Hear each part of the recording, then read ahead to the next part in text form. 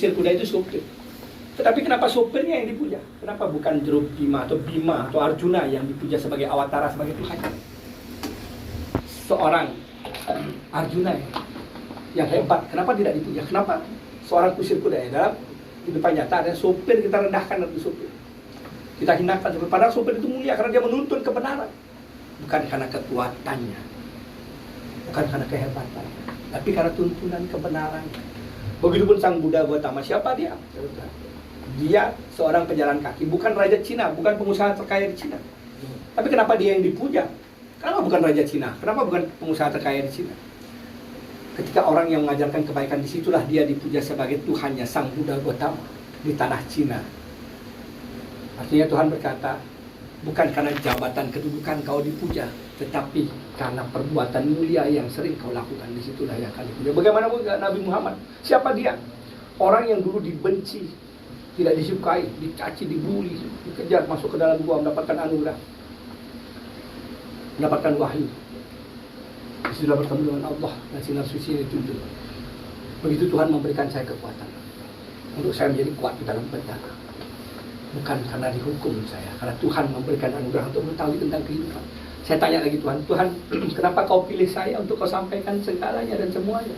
Tuhan berkata, ketika manusia saat ini semua sudah lupa diri, mereka berpikir karena agama mereka dilahirkan ke dunia. Agama bukan lagi iman untuk mencari ke dalam kematian mereka. Agama adalah alat untuk mencari harta, kekuasaan, kedudukan, jabatan, menghancurkan umat manusia. Bukan lagi iman untuk menemuiku dalam kematian yang seperti ku ajarkan dahulu. Tanyakan kepada mereka, tanyakan kepada Pak Ustadz, Pak Pendeta, ketika butuh darah, kenapa darah saya yang beragama berbeda, habis makan babi haram saya, Pak Ustadz butuh darah saya sama, nggak ada yang berdonor lagi, kenapa darah saya boleh masuk ke tubuhnya Pak Ustadz? Kenapa tidak diharamkan saja darah saya?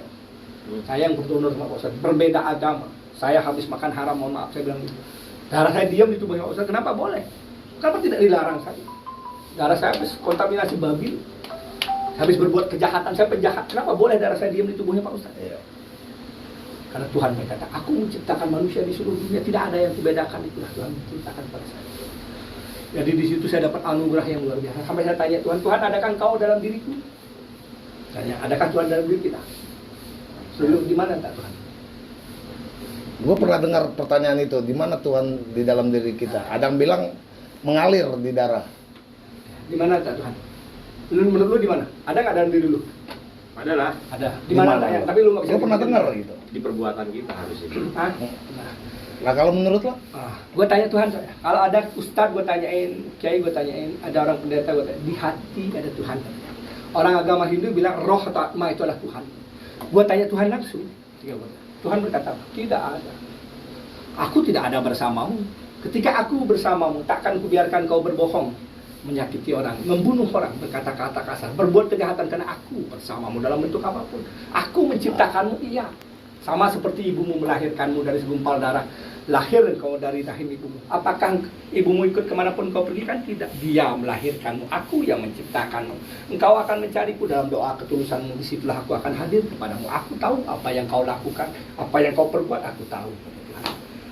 Disitulah Tuhan menjelaskan tentang keberadaan dirinya, bahwa ketika ada Tuhan, takkan ada kejahatan. Ketika ada kejahatan, berarti Tuhan ikut bertanggung jawab, karena dia membiarkan kejahatan itu terjadi pada diri kita, benar nggak? Itu gue dapat di penjara, tidak ada dari buku, tidak dengar dari orang, demi Tuhan itu nyata, gue dapat dari Tuhan. Itu baru kali ini dengar. Iya benar. Gue pernah dengar katanya Tuhan di nadi. Ya, ada orang, karena itu kitab suci berbicara, tetapi gue yang nyata. Gue tidak belajar buku, gue nyata sama Tuhan soal bicara yang tidak mungkin didapat. Kalau kitab suci gue bilang roh atau atma itu adalah Tuhan.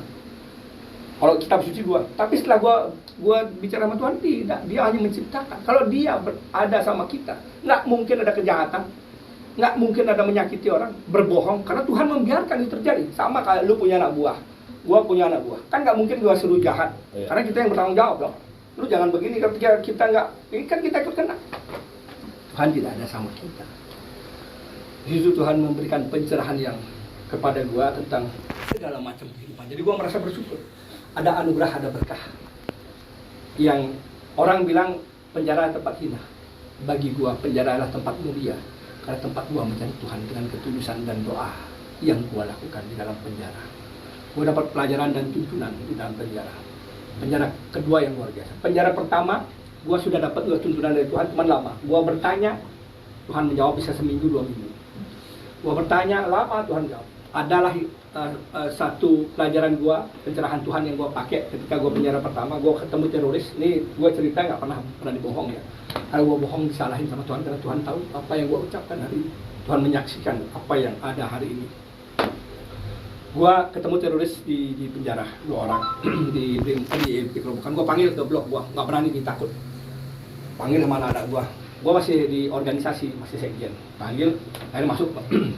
Bertanya, Mas, sampai itu teroris ya? Enggak, saya dituduhkan aja. Enggak, karena saya udah tahu kamu teroris. Cuman saya nggak mau tahu mau teroris, terong, terserah lah. Saya mau diskusi agama. Gua nggak ngerti, masa kamu nggak ngerti? Saya mau diskusi agama. Ketika kamu bisa jawab, saya akan masuk Islam. Kaget. Beneran, lillahi ta'ala saya Islam. Terus kamu nggak usah masuk Hindu, saya aja masuk Islam. Deal. Halaman saya sama dia. Pertanyaan saya, Tuhan kamu sama Tuhan saya sama nggak? Beda.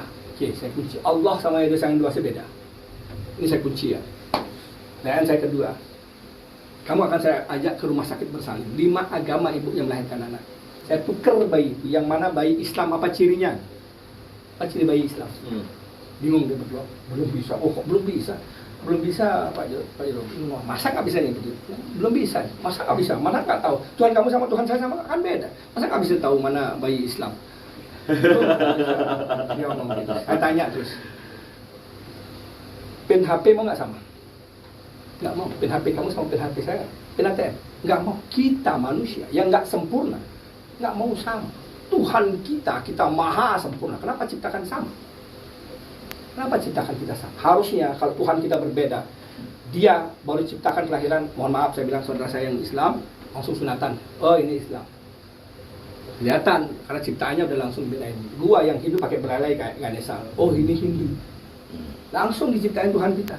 Karena Tuhan kita maha luar biasa. Maha sempurna. Kenapa ciptakan kita sama? Baru dia sadar.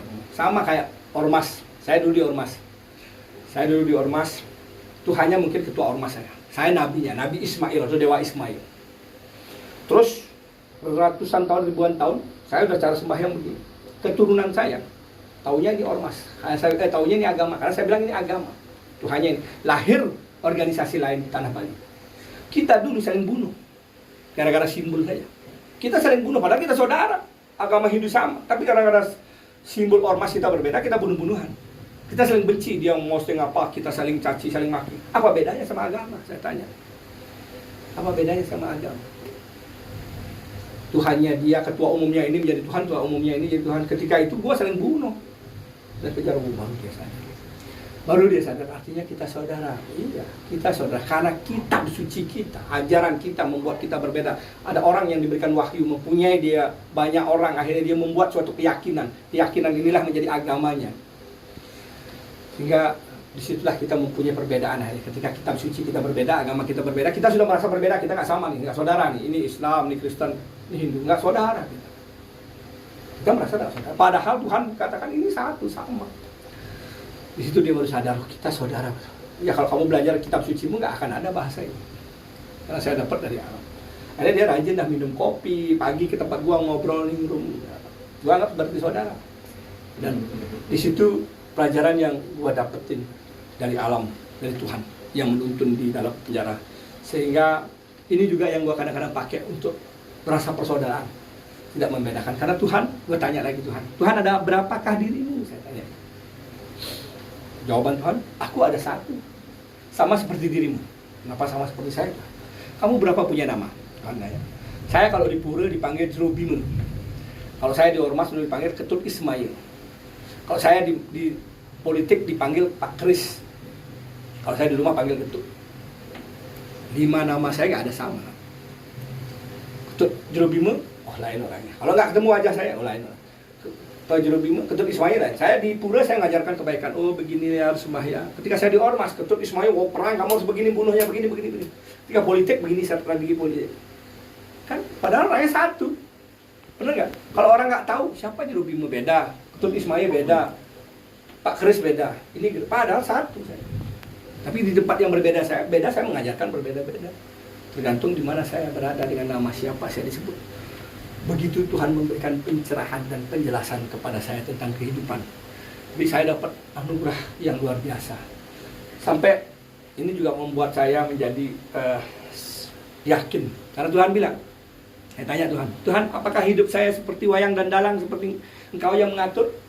Kan kita banyak bilang, hidup kadang-kadang sudah diatur oleh takdir kita, oleh Tuhan. Saya tanya Tuhan berkata, tidak. Aku menakdirkan hidup dan matimu, ya. Hidup dan mati Tuhan punya kuasa. Tapi nasibmu, kesuksesan, kau yang menentukan. Aku sudah buat di kedua tanganmu. Ada yang hancur dan ada yang sukses sekali. Ada yang hancur sekali. Kau akan memilih jalanmu. Coba lihat kedua tanganmu. Kedua tangan kita nggak akan sama garisnya. Garis besar sama itu adalah garis kelahiran. Garis kecil-kecil ini ya garis yang tidak sama di tangan kanan dan tangan kiri. Artinya, ketika saya nggak lupa sama itu, yuk, lu lihat gua, apa sih orang ini lihat gua panas, gua apain lihat gua hajar, wah hajar. Akhirnya dapur polisi, gua masuk penjara. Tapi ketika dia lihat, apa sih orang ini lihat, gua marah. Siang Pak, ada apa ya? Pak Tulis Maya, ya saya temennya dia tuh, saudara aja. Kita akan memilih. Sebelum melakukan sesuatu kan kita berpikir dulu. Ketika berpikir itulah jalan yang kau pilih di kedua tanganmu, ini ada jalannya. Ini ada jalan. Makanya bayi kenapa baru lahir begini? Nggak ada bayi baru lahir begini. Begini dia. Dia mengenggam rahasia kehidupan yang dibawa dari kelahirannya. Ketika baru jalan bukan kakinya yang dipakai, kan tangannya. Tangannya untuk menarik dirinya berjalan. Inilah garis kehidupan yang dia buat dari tangan ini. Dia membuat garis-garis kehidupan. Jadi disinilah garis-garis kehidupan. Dan di sini ada bintang terang dan ada bintang kehancuran. Gua buktiin gua nyari bintang terang gua. Apa yang terjadi? Gua dapat bintang hari ini. Gua merasakan sudah gua dihargai di mana-mana. Luar biasa masyarakat menganggap gua. Lalu gua cari bintang gua. Ternyata ada bintang gua.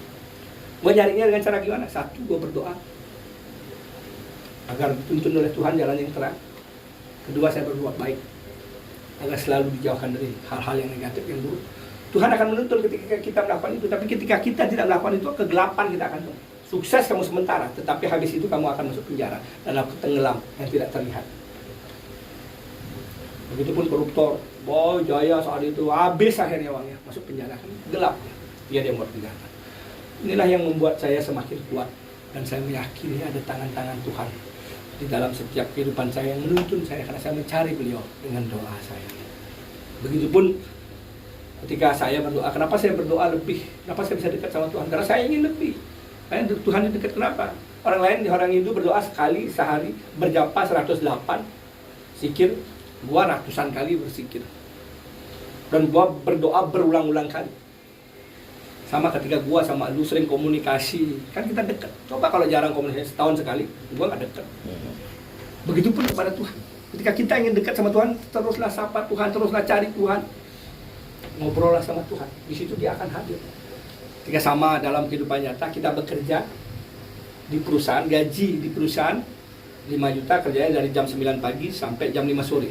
Tiap hari begitu, minta bonus sama bos mungkin nggak dikasih. Tapi ketika kerja jam 9, kita jam 8 sudah di kantor, bersih-bersih kantor. Jam 5 pulang, jam 6 kita pulang bersih-bersih kantor. Nggak ngomong, lu pakai beli bensin, lu pakai beli rokok. Betul nggak? Karena kita lebih. Lu minta anugerah sama Tuhan, tapi lu nggak melakukan lebih. Lu sama aja sama yang lain. Ya sama, lu nggak dikasih. Apalagi lu nggak melakukan apa-apa. Apa yang akan dikasih sama Tuhan? Ya jalani. Tapi ketika lu mau doa, dekatkan diri sama Tuhan. Gua yakin Tuhan akan menuntun dan berikan anugerah yang lebih. Karena di situ akan ada jalan terang yang menuntun untuk menjadi orang. Dan akan membuatmu menjadi terang. Karena Tuhan berkata, ketika kau adalah orangku, orang Tuhan, akan kuberikan yang terbaik kepadamu. Karena kau adalah orangku. Gua juga di penjara, ketika penjara gua yang kedua, gua dapat blok paling bagus. Ada kloset duduk, ada kamar, ada halaman, gua nggak digembok, ada tempat gym. Ada mantan pejabat, malah tidurnya banyak orang, digembok. Mantan pejabat tinggi itu di Bali. Sampai petugasnya heran, kok bisa Pak Jero dikasih ke sana berapa bayar gua? Gua bilang nggak bayar, masa nggak bayar? Gua juga bingung kenapa gua dikasih awalnya, nggak tahu gua kenapa gua bisa dapat tempat yang bagus. Tapak Siring, blok Tapak Siring nomor 1 banget. Akhirnya setelah lama-lama gua baru sadar, oh, gua mencari Tuhan dengan doa setiap hari. Tuhan sudah berjanji, ketika engkau adalah orang tua akan kuberikan tempat terbaik itu ya kota. Dan gua diberikan tempat yang terbaik oleh Tuhan. Karena gua mencari Tuhan dalam doa Tuhan. Kita nggak sadar ternyata Tuhan bekerja untuk kita. Kita nggak tahu ternyata Tuhan menuntun untuk kita. Disitulah membuat gua semakin yakin bahwa Tuhan mengatur, mengontrol gua, mengetahui dan melihat apa yang gua lakukan. Begitupun perjalanan hidup, perjalanan karma, gua nggak pernah beban. Ketika gua ditarget, lu 3 tahun masuk penjara, lu kirim Nusa Kambangan, gua bilang apa sama orang pentolan yang pegang blok di pegang LP? Jangankan Nusa Kambangan, jangankan 3 tahun, Nusa Kambangan pun gua nggak takut.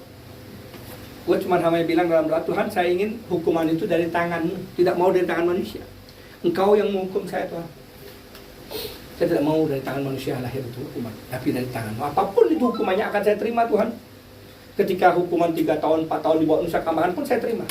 Jika saya masih Kau berikan kesempatan hidup. Daripada Tuhan memanggil saya untuk mati, apakah bisa saya tolak? Kita dihukum aja udah ngeluh, daripada diambil nyawanya sama Tuhan. Gua ikhlasin itu. Tapi kalau boleh Tuhan, itu ada saya bilang, saya minta bebas. Saya minta jalan bebas. Karena saya merasa tidak bersalah.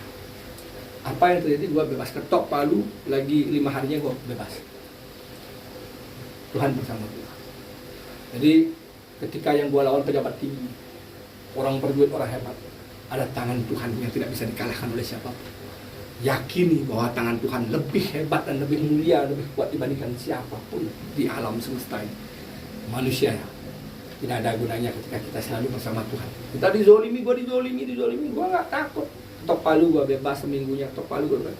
Orang heran, siapa backingnya, berapa duitnya? Itu orang mikir gitu. Gua penjara pertama aja waktu maju DPD mau dibayarin, gua nggak mau dibayarin. Kakak gua, pengacara gua mau bayarin, hakim mau bayar jaksa. Gua bilang nggak mau gua. Jangan ngotot, kamu ngeyel sekali, kamu terlalu kaku. Nggak mau saya. Kenapa saya nggak mau? Saya orang benar, itu yang pertama. Yang kedua, saya selalu berdoa, mencari Tuhan pada dewa saya. Ketika saya sudah benar, saya selalu berdoa. Harus pakai uang ya berdoa. Buat apa saya berdoa? Mending saya cari uang aja, nggak perlu saya berdoa. Saya ingin uji kebenaran para dewa saya. Ada nggak dewa itu? Ya kamu risikonya siap, 3 tahun, 2,5 tahun kamu nggak bisa maju kampanye untuk DPD. Nggak masalah, saya bukan itu tujuan. Ya udah, risikonya kamu tanggung. Karena saya juga tidak mau. Ketika pengacara ada malamnya mau putusan, jaksa lagi ngotot nih, minta bayar. Saya bilang jangan bang, kebaikan abang di atas kepala. Jangan ngotot, mau putusan jaksa nih. Pokoknya saya nggak mau saya bang. Saya minta tolong bang, jangan bayarin saya. Saya ingin murni, saya ingin menguji alam semesta, menguji betul. Karena saya nggak mau beliau marah sama saya. Akhirnya setuju, dia nggak bayarin. Besok pagi gempa. Gempa di Bali. Yang sering gempa Lombok itu gempa. Gua gempa juga di penjara. Gua telepon pengacara. Bang, gempa bang ya? Iya ya gempa, rasain bang. Tahu bang artinya? Enggak. Apa artinya? Bang coba.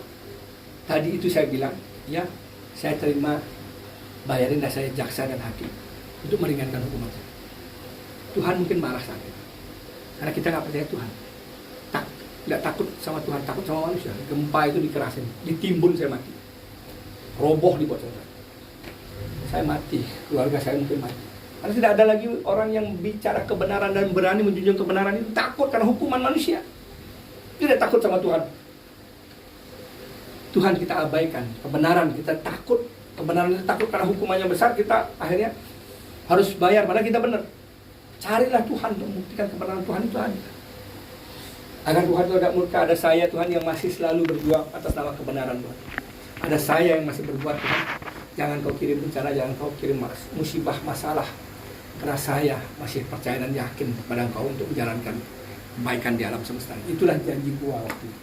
Gua sampaikan, dan sampai saat ini gua pun tetap berdoa, meyakini gua ingin jadi orang Tuhan agar tidak ada bencana. Karena ketika ada orang Tuhan, maka Tuhan tidak akan kirimkan bencana. Ketika tidak ada orang Tuhan, Tuhan akan kirimkan bencana. Ketika ada bencana baru orang ingat, ya Tuhan, semua nyebut nama Tuhan, ya benar.